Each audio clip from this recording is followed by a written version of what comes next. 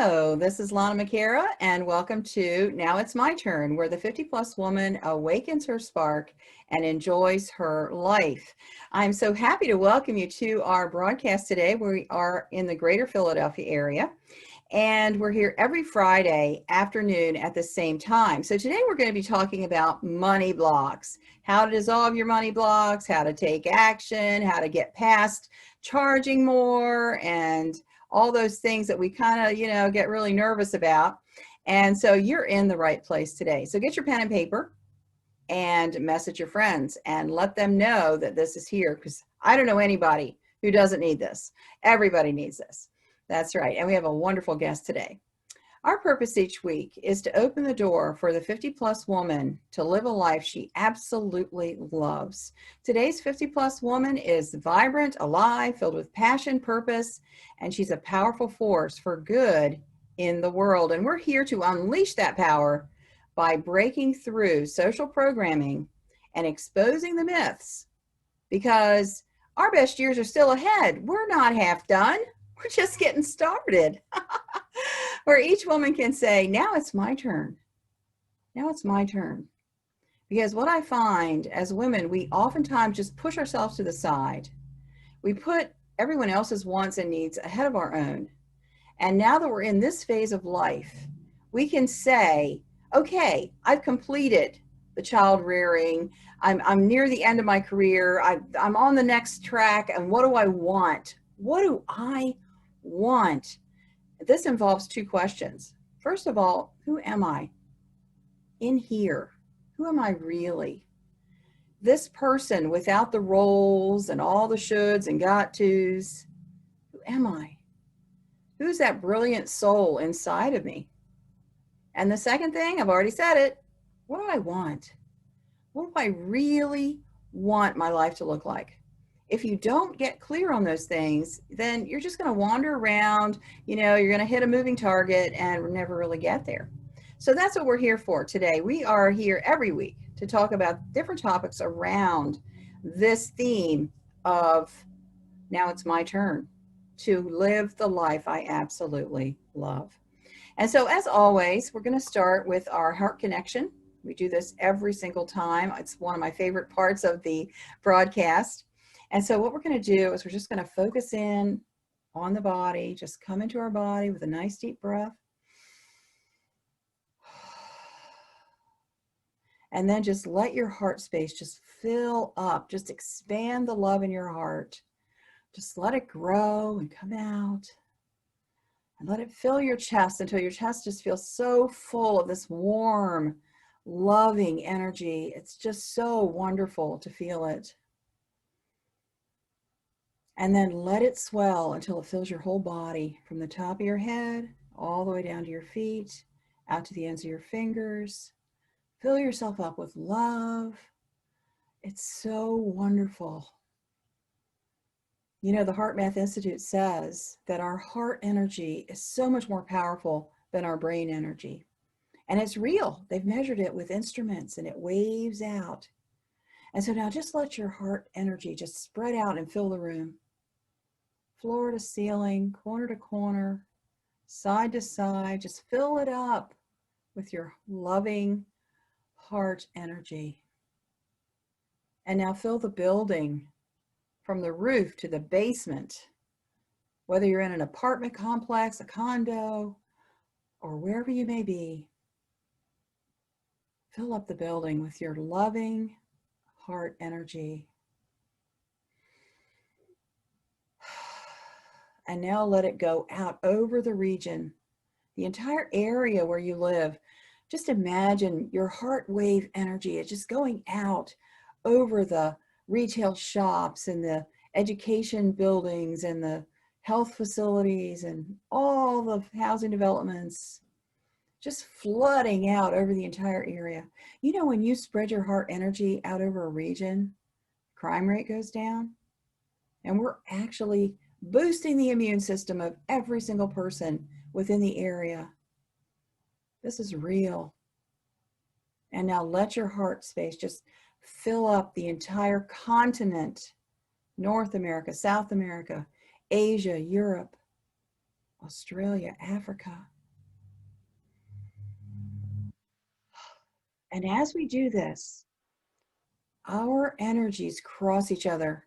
Whether you're in England or in Australia or South America, because this broadcast goes around the world, when we cross each other's energy, we create this beautiful, loving grid of heart energy, and it lights up, and the healing for one becomes the healing for all.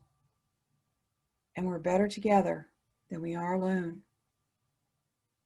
And now, just let your heart energy go all the way around the globe and back up to meet you again, covering the earth with this beautiful, beautiful, healing, warm energy. That's right. Thank you so much for joining us. And even if you're listening on the recording, your energy adds to all of ours because we're all in the now. Wow. Okay, let's get started. Let's get our guest in here. I want to... Okay. Welcome, Chella. Oh, I am so delighted to be here. Oh my God, that was beautiful. I'm set for the weekend. Oh, thank you. I felt a surge because you were here. I really, truly did. More than normal. We got some good stuff going on here today. Chella Diaz knew at a very young age she was different, but she didn't want to stand out, so she put her gifts to sleep. She was married for 17 years, had 2 sons, but for over 10 years now, Chella has been on her spiritual journey. She's certified in many modalities: Reiki Master, Reiki Teacher, Starlight Energy, and Powerful Way, 9th Dimension Healing Energy. She hosts workshops for women to help them master their money skills. Chella is a vessel for 9th Dimension Healing Energy, and she meets every client where they are and provides the tools they need to get them where they need to go. And her website is chelladiaz.com. Welcome. It is such a pleasure to be here. I've been looking forward to this. I mean, I have too. I have too. Our private talks on the phone have been so delicious, so wonderful. I couldn't wait to get you in this space to share this, because we've got some good vibes going on. So you work with money blocks and money bleeds. Yeah, you know, and you said something really, truly true, which is true, is that everybody is, but let's talk about women, social programming, right? Oh, yes. Let's talk about the stories or what we are told as little girls, right? So little girls are meant to be seen, not heard. Mm-hmm. You know, you let the man take care of the finances, you know, I mean, all these things. And so when you grow up with that, you know, it's about what that little girl hears. Yes. And as adults, yes, we can go out and we can read books and we do mindset, but we, in my opinion, for the past 15 years is we have to go back to the roots. Yes. We have to go back when that seed was planted. Yes. That little girl still lives inside of us. Yeah. She's very and that much money stories, right? And also, but what's really what's going to be different about this is that I have found that money story changes outfits. So as we grow and as we expand, that money story also changes. That money belief also changes, right? So, and I say this because especially for our ladies that have done personal development work and they thought, oh, I already worked on that. Why is it coming back? Mm-hmm. Because it's coming back in a different outfit. It's coming back in a different costume. So it's about being able to identify what those are. So then you get to the root, and so that weed won't come back again. Right. Pull it out by the roots. Yes, absolutely. I really resonate with that, because as a stay-at-home mom for 30 years, after my divorce, I had to go into the workforce, had to earn a living. And I was just so shocked and dismayed at what I found when I went to apply for work, when I saw the pay rate that they would give me, and what my options were. And then the terror of having to pay the bills and make my way, on my own. So I know this resonates with a lot of women our age, because in this age group, we were taught the man's the breadwinner. And I had a real resistance to even trying to get on my own. That was one thing that kept me in the marriage. I didn't want to do it. Yeah, yeah. So And, how does somebody find out where their block is, or, what's all behind it? and also, also I say having compassion, because a lot of women know and they stay in a relationship strictly for the financial benefits. Yes. Right. And listen, we have compassion for you, but it doesn't have to be that way. It's a choice. We can choose to stay there for those reasons, but when they're able to see other ways to get around. So I would say, start thinking. The very first step is, what was that money conversation you heard? Not what were you told, right? Because we were told something, but what was the money conversation you remember hearing the adults having? Okay. That's what the root is. I mean, the other ones are contributing as well, but when we go back, and if you, for instance, the adults, and I don't just say parents, because sometimes it's adults, because I know that I was influenced more than just my parents. My dad was a baker and my mom was a housewife. So, and so that definitely my dad, managed the money. But what was that conversation? And for me, it was, you have to work hard for your money. Yeah.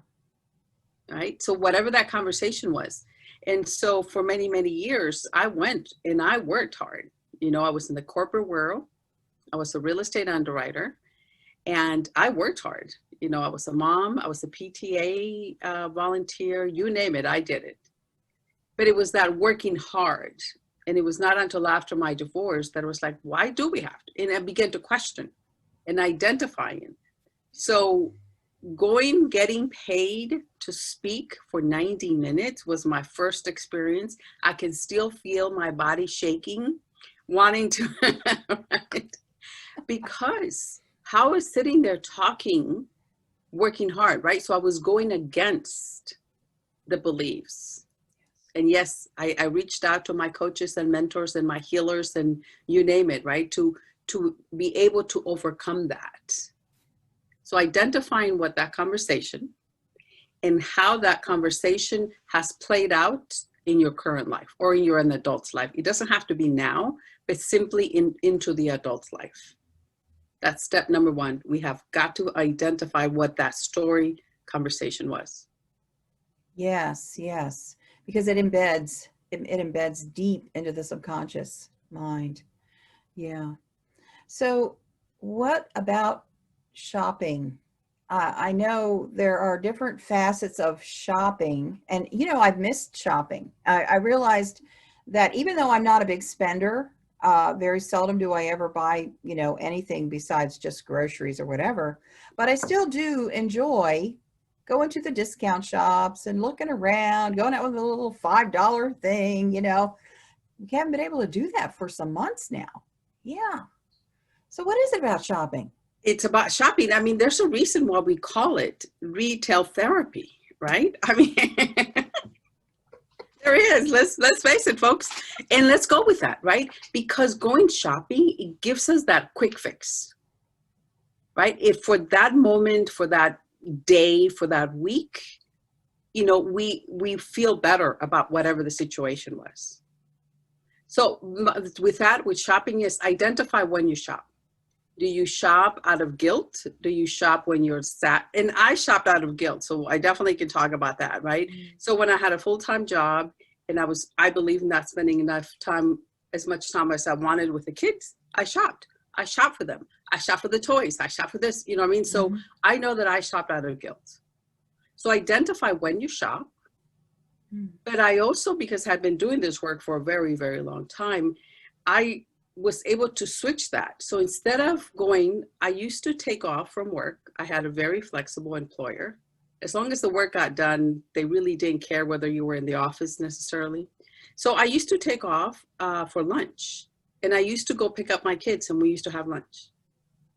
Right. So for me, it's I took, instead of spending the money out of guilt, I chose to then pick them up for lunch, either that or I would pick them up from school early and we would just take off somewhere.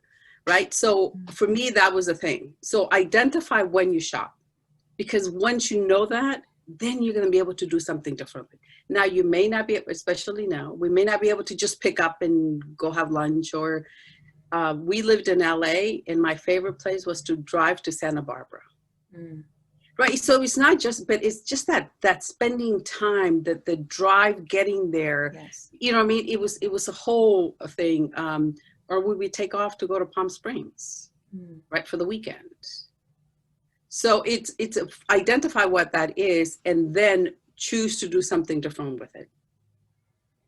So you shift it from the shopping to something a little more wholesome, a little more balanced.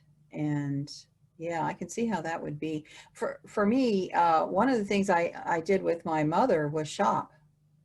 And so when I had a feeling to be in the space where I could remember that, and it was one of the only times we had that was really good with shopping, would be to go experience that again, because that's what we did. That is magic. I am so glad you shared that, because we want to duplicate that feeling. We want to duplicate that emotion, right? So in this case, and I know that some folks, they go, and I've been there when they do this, right? Where they shop and they shop and they shop, but we're talking like, we're shopping, the $2,500 to $5,000 shopping trips. Okay. Right? So, and these are wealthy women, right? So for them, it's not that big of a deal. But it's about they're wanting to remember that memory that they had, whether it was your mom or your dad, whoever that was, it was remembering that. Yeah. So one of the things that I remember, and this was a aunt, and she used to bring us clothes. And so now I have a bag where I give away clothes all the time. Right? Because that's a feeling, and that's something I want to be able to duplicate as well. So I've been doing that for a very long time. So it's about, and for you, what could you do instead of shopping? What else could you do? Could you sit down and do some painting in memory of, right? Could you maybe take yourself, for a walk or a drive, or, somewhere where you're still remembering, but you're replacing shopping with another activity. But the memory, right? Just duplicating the memory. And it's about duplicating the memory that we had. Yes. That's magic. I'm so glad you share that. I really am, because. Well, sometimes we do things for positive. The guilt is the negative, and then we do things for remembering the positive. It can either go, both ways. I've had that, and not to get off topic, but with food. Positive memories of certain foods we did at certain times, and then you become, kind of addicted to it because you want that feeling of when you used to eat the ice cream and that kind of stuff, So. I don't think it's off topic at all. I think it goes hand in hand, right? Because it's the emotion.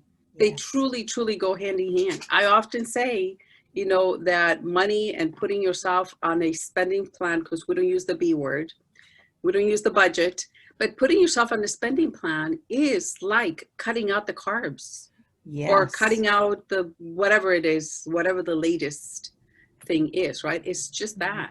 But it's about finding that balance. It's about identifying the emotions behind it.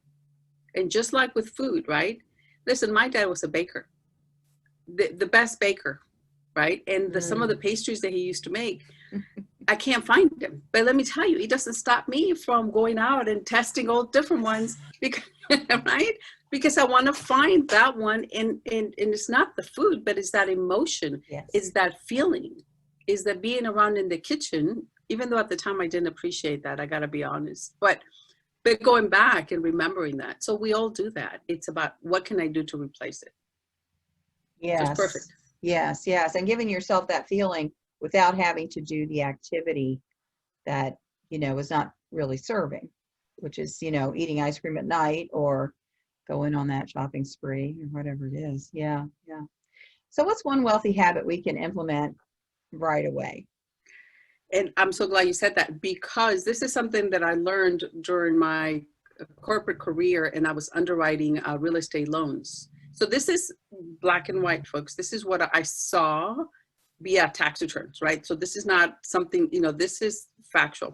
So the one thing that I did see on the tax returns were the people that acquired wealth and were building wealth is that they automatically put whatever, a portion of their earnings into an investment account.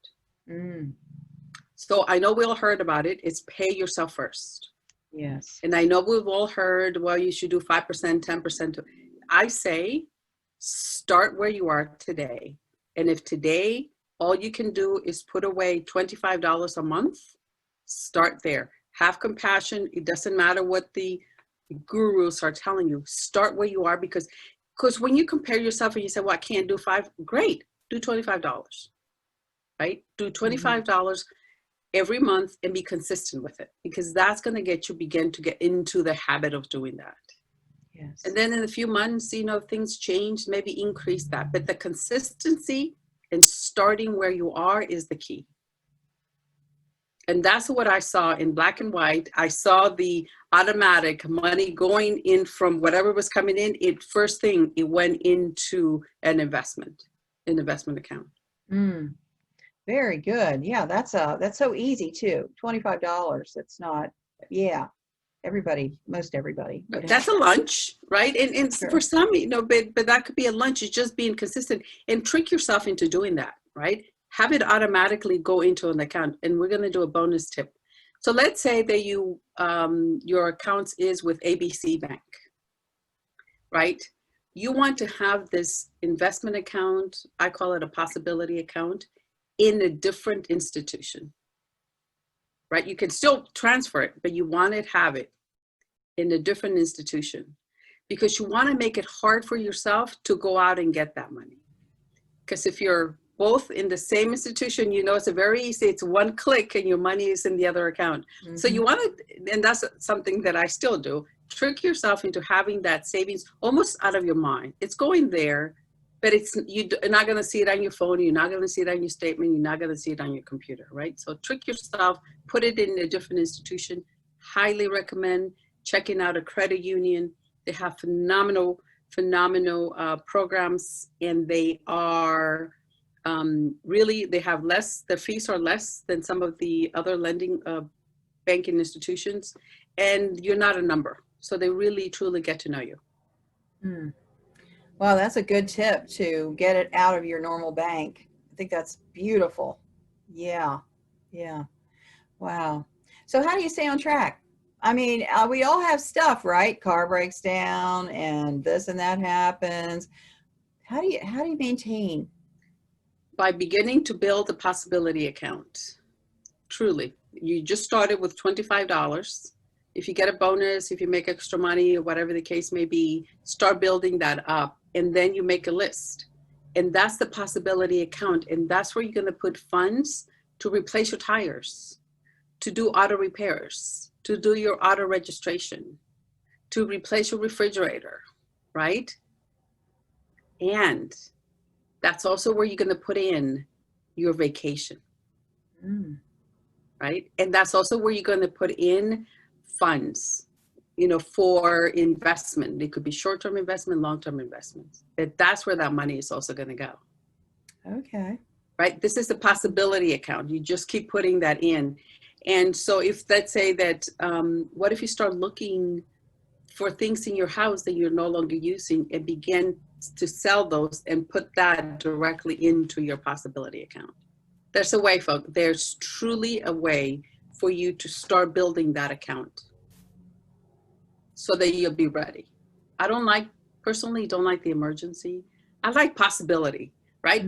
Because the possibilities are endless. It's a vacation, it's your tires, it's your refrigerator. It's just endless, right? Because anything could go in there. I love the way you did that, because I had, with law of attraction, you have to be careful what you call stuff, right? You have an emergency fund, you're going to have emergencies. I had put up a little sign in front of my, I like to put stuff on the wall in front of my desk. You know, I see them all the time. And I put up, I have lots of support from people who love me. And I put that up there because I've had, you know, since my divorce, I had a real problem with feeling alone, feeling like I'm, you know, sink or swim on my own. And I wanted to get over that. So I put up this thing. I have a lot of support for people who love me. I do. My kids are great. And, you know, I started having all these emergencies where I had to call for help. And I looked at that sign one day and I went, oh, I think I'm actually creating that.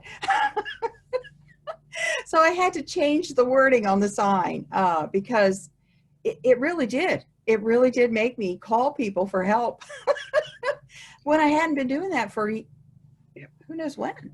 We definitely, our minds are just a remarkable thing, right? And I invite you to think, what are you telling yourself, even when you're not watching, right? Because we can tell, right? But if you really sit there and you listen, and this is truly, truly a bonus tip.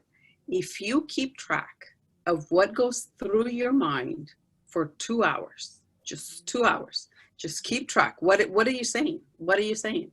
Wow. And I like to start first thing in the morning initially, right? Because in the morning when you get up and you see yourself, you go to the bathroom, you brush your teeth, what do you tell yourself?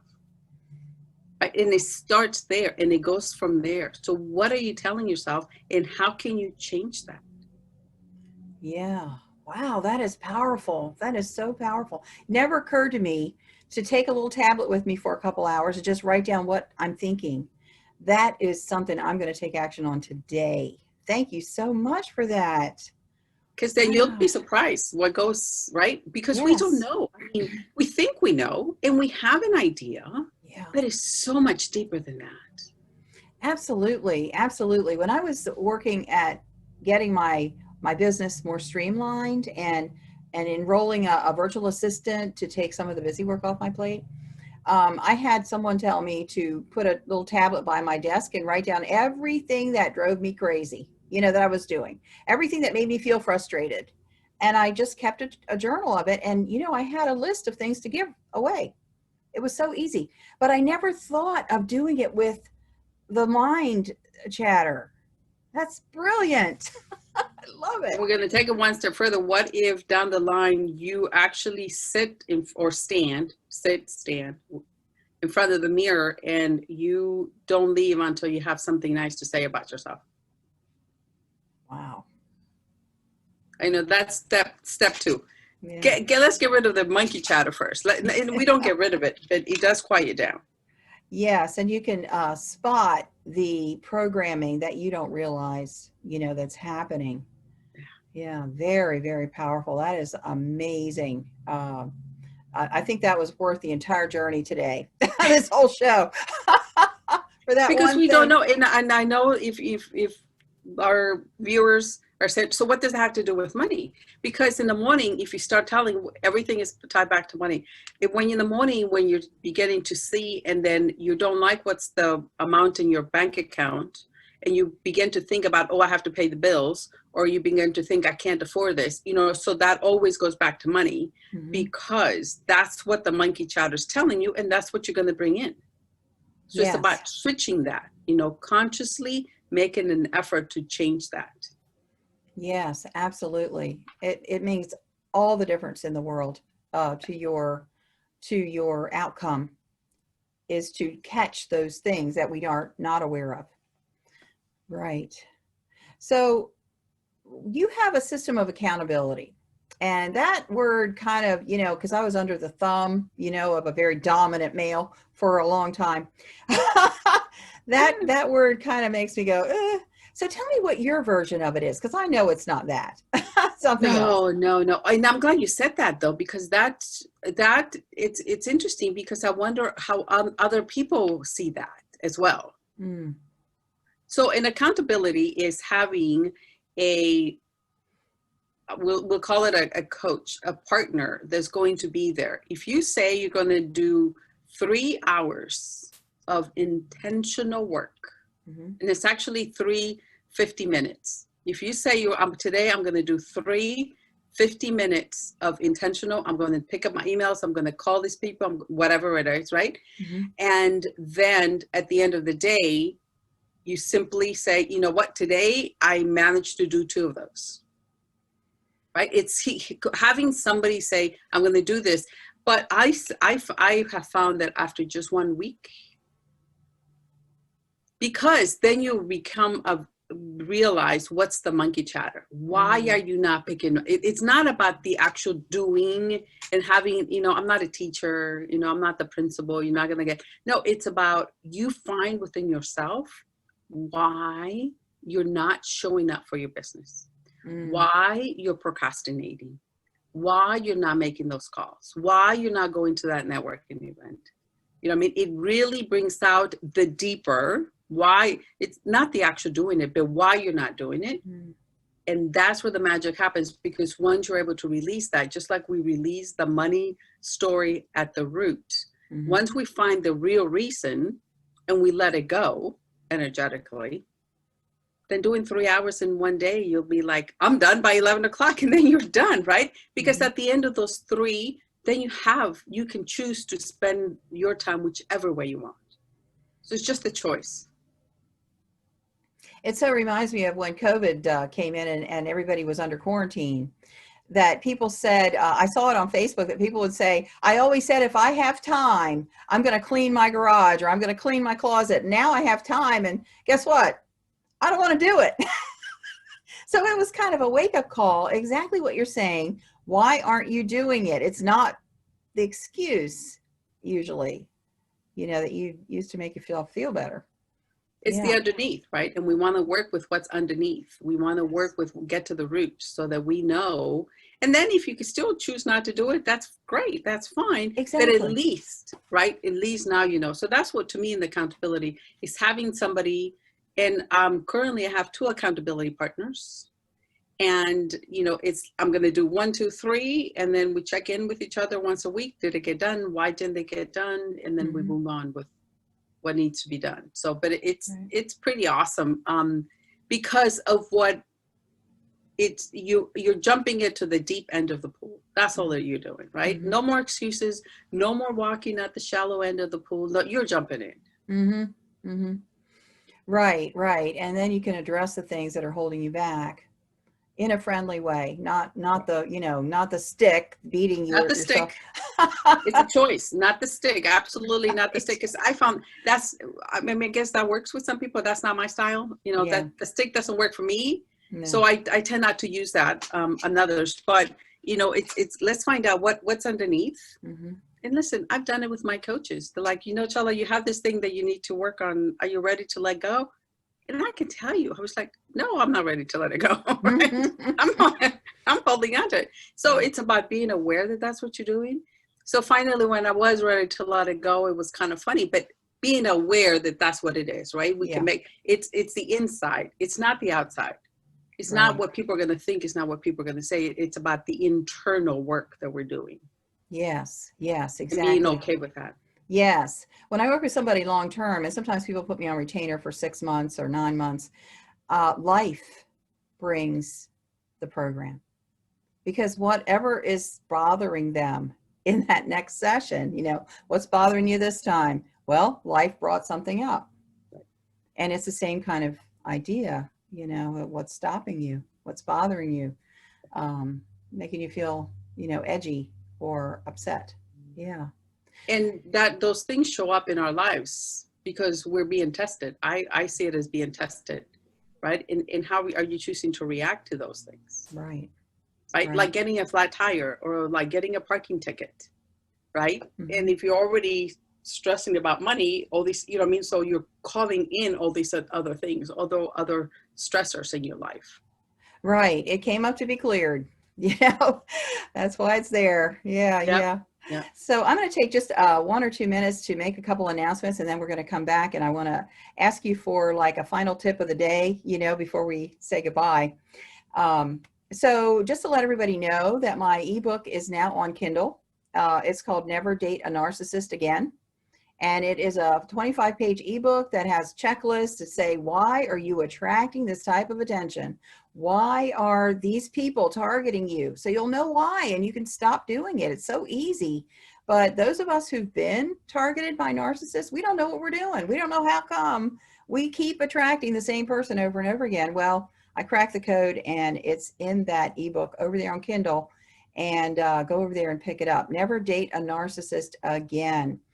And in September, in just a few weeks, we're going to be launching a summit, a virtual summit called The New Unstoppable You. And Chella is going to be one of our featured speakers at the summit. So if you would like announcements, please subscribe to the YouTube channel. We're going to be announcing it here about how to register and all that when we're ready. So please join us. We've got a lot of really great people. There's going to be a lot of actionable, practical stuff there. At the end of September. It's called The New Unstoppable You. And then the last thing is over on my website, lanamcara.com, there is a 7-minute video called Throw Away Negative Thoughts in 7 minutes or less. And we're going to do a little process at the end of the show today. And I'm going to demonstrate that for you, but you can go over to the website, lanamcara.com, download it to your phone and have it on tap. So whenever something upsets you, you can go through this little process, 7 minutes or less, throw it away, and keep going on with your day. So Chella, what is your last thought for us for today? I say we've gave you a lot of tips. It does not matter where you start. Take one action, Yes. whatever that action is, because that one action, that grain of salt is going to begin to grow and blossom. Just take one action. We'd love to hear from you, because that's what it is, right? It's that action that you're taking, and it's getting you to let go of what no longer serves you. Awesome. So easy. Just get started. Yeah. Thank you so much for being with us today. It's been great. Absolutely fabulous. It was my pleasure and an honor to be here, and let's go out and have a phenomenal year. Yes, absolutely. See you later. Bye. Wow, wasn't that awesome? So for our process today, just about 5 minutes here or so, I wanted to talk a little bit about these, whatever may have come up for you during the show today, because when we talk about money, it's really, it's visceral. You know, we all have things that bother us, or maybe that we wish we could let go of. So when you have something come up, and maybe you've got that guilty feeling and you have that urge to go shopping, there is a way to do it, to actually pull it out and throw it away. And this is in that recording over on my website, lanamcara.com, but I'm going to show you and do it with me today. Just go through the process with me. So the first thing to do is to identify the feeling. What is that? It's maybe you've got that guilt feeling, or maybe you're anxious, whatever it is, just think about that feeling. Focus on it for just a minute and ask yourself a few questions. And these are the questions. The first answer that comes up is the right answer. So how old was I when I first had that feeling? The very first time, how old was I? And a number will come into your mind. Don't second guess it, trust it. Let's say you were 6. And the second question, was I inside or was I outside? Was I in a house or somewhere like that, or was I outside? First answer's right. Third question, was I with people or was I alone? With people or alone? Sometimes by this time you'll have a memory come up, but not always. And it doesn't really matter. All we're doing is giving your mind a little something to hold on to identify it. Whether your conscious mind remembers or not, doesn't matter at all. And now the next question, what color is it? And just whatever color comes into your head is the right color. You're just going to give it a color. Give it the first color that you think of. What color is it? Okay, I'm going to say blue. That's what color I'm just using as an example. Yours may be yellow, orange, who knows? And now the last question, where did I store that feeling in my body? because the body holds these emotional memories like little balls of energy in the body somewhere. Where did I store it in my body? And then just let your hand go. Let your hand touch wherever. Sometimes it's in the solar plexus. Sometimes it's in the head. I've had people store memories in their foot. So wherever it may be, let your hand find it. So you have a color and a place. So now I'm going to just use my shoulder as an example. So now as we have that space and that color, let's just pretend that that little ball of energy is like cotton candy, and you're going to pull it out and you're going to collect it in your hand. You're just going to pull it out of that spot. Could be your belly, could be your head, anywhere. I'm going to use my shoulder just to show. Pull it out, pull that color out, and make sure you check around, get it all. It might have, have some little strands going out, because your mind actually sees it as a real ball of cotton candy. So just feel it, tap into that, pull it out, pull it out, pull it out till it's in your hand. Make sure you get it all. Make sure you get it all. And then once you have it in your hand, you've got this ball of energy in your hand, like cotton candy. Take the edges and stretch it out into a frame, into like a rectangle. And now it's stretched out, and put a black frame around it, just like you have a TV screen now. It's inside the screen, this frame. And once you stretched it out, it started to work like a video, like a fuzzy, out of focus video. You can see movement and the colors there, but you can't really see what the video is. So now you have it here in front of you. And just pretend on the bottom of the frame there is a little knob, and that knob is going to blank out the screen, just as though you were blanking out your phone or another device. Just turn the knob and just pretend you can blank it out to white, black, doesn't matter, as long as it is not moving anymore, no color, it's blank. And when you get it all done, just keep turning. Sometimes it takes a little bit. And blank out that screen. When it's all blanked out, take your finger and you're going to write inside the blank screen now any lessons you learned from this event, because oftentimes we want to hold on to different memories. We think we learned a lesson. Well, now we're going to record the lesson. And the wonderful thing of it is you don't have to know what you're writing. Just write and just tell your mind, I'm recording this lesson. I'm recording this lesson. And just write. Just write it. Sometimes I get impatient. I write with all 5 fingers at one time. My mind can take it. It's okay in yours. Just write. And sometimes I get really, really excited. If I get feelings coming up, I just really emotionally get it down there till it's all out.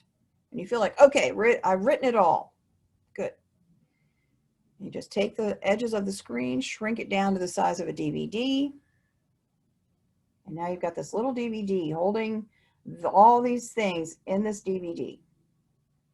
Now hold it up over your head as high as you can. And what you're going to do now is you're going to throw it behind you, but be careful. If you're close to the wall, don't hit yourself. All right, so hold it up, throw it behind you. Bam!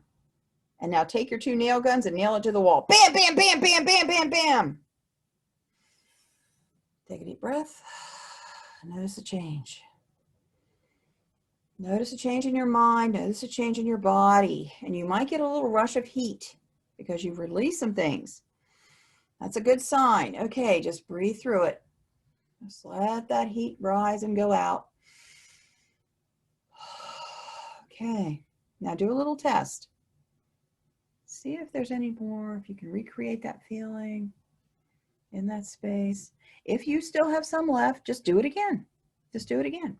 But most of the time, 95% of the time, it's gone. It's gone.